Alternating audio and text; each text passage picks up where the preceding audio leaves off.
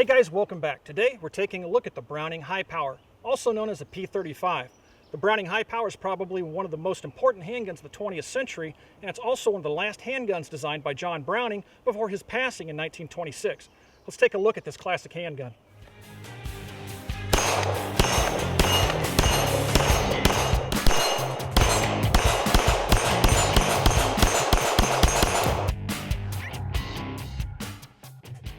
John Browning started development of the high power in 1914.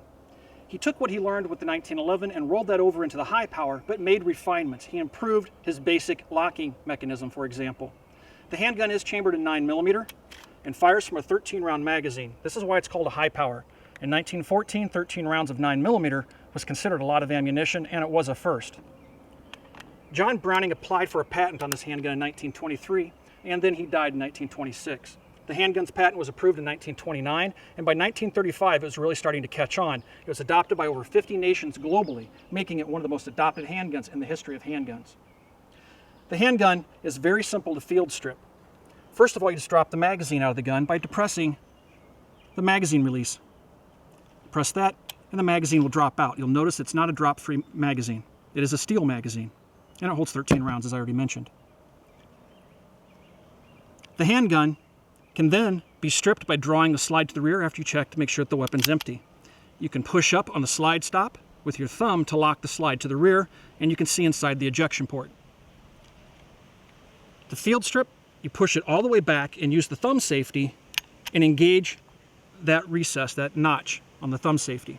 Then you can push up on the slide stop, and this detent pin you can push over, and the pin will just pop out. Now you just push the safety lever down and the slide will come forward off the frame of the pistol. Inside the pistol you have a recoil spring and guide. Just push forward and that will come out. Push forward slightly on the barrel and then draw it back and up out of the slide. Now you will notice the similarities between this barrel and the 1911s. What John Browning did to simplify this design was he got rid of the drop link.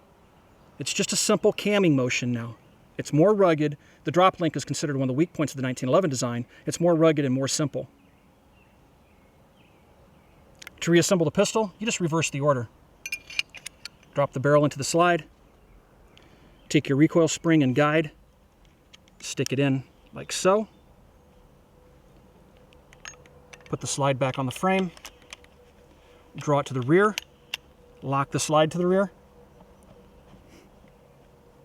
You're going to take your pin, stick it in, and just push it straight in. You'll notice it's much simpler than the 1911, where you're moving the pistol around trying to get the drop link to line up with the hole. All of that is not necessary now with the Browning High Power. Once you have the pin in place, the pistol's back to functioning. Another feature of the Browning High Power that's loved by some and hated by others is the fact that the magazine's out of the pistol and I can't fire the weapon. It has a magazine safety in the handgun. Put the magazine in, and the gun will now fire. Since the Browning High Power has a magazine safety, I'm going to show you a trick. Drop the magazine out of the pistol, let the slide go home. I can pull the trigger and the gun won't fire, right?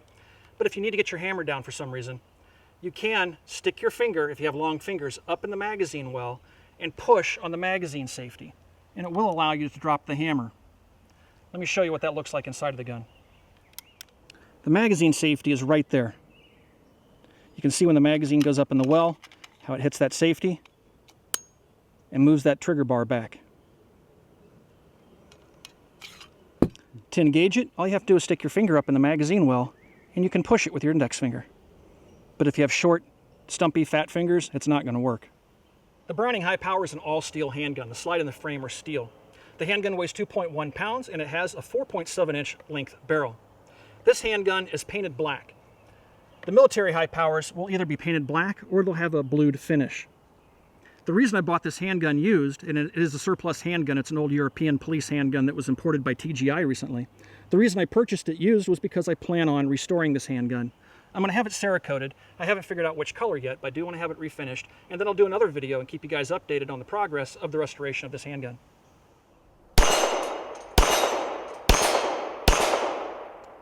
The trigger on the high power is right around 6 pounds, at least on this copy.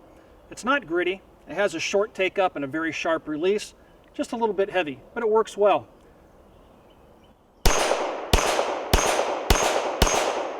Also, if you're looking for magazines for a high power, there's plenty of surplus magazines in the market. I would avoid aftermarket magazines like Pro Mag and things like that. They tend to be a little bit problematic.